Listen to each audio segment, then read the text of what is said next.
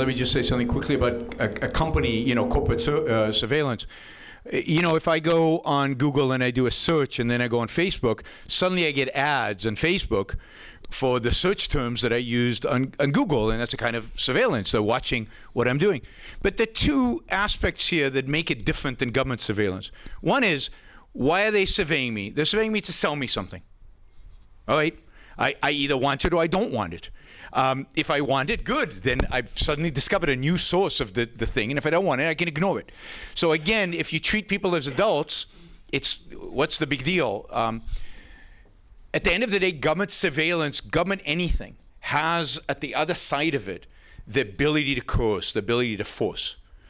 Companies can only deal with me voluntarily. If I don't want to have anything to do with them, I don't have to have anything to do with them. I don't have to use Amazon.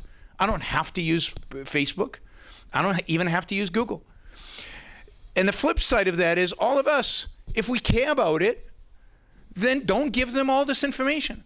There are ways in which you can handle yourself online without revealing your information.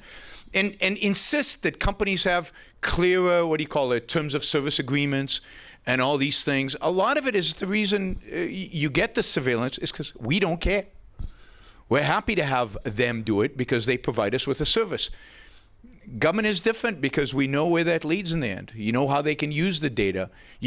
Google can't put me in jail. Not yet. The government can. Not yet. And in China, I know they do, right? Because people who used to invite me to come and speak in China, in the last few years, have spent a lot of time in jail because the ideas that they promoted that caused them to bring me to China are unacceptable now. They were acceptable 5 years ago. They're not acceptable now. Now they go to jail.